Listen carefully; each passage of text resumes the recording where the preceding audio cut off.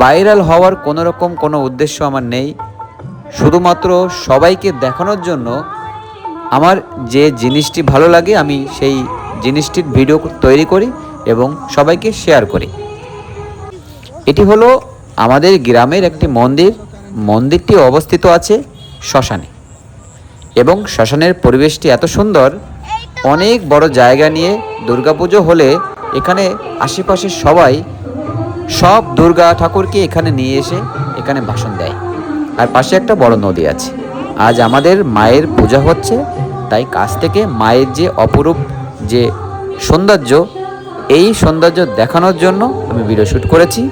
এবং দেখুন সচক্ষে মায়ের মূর্তিটা কত সুন্দর, এবং মাকে একবার হলেও মন থেকে ডাকুন, কারণ এই যুগে মা আর কৃষ্ণ ঠাকুর আমাদেরকে উদ্ধার করতেই পারে।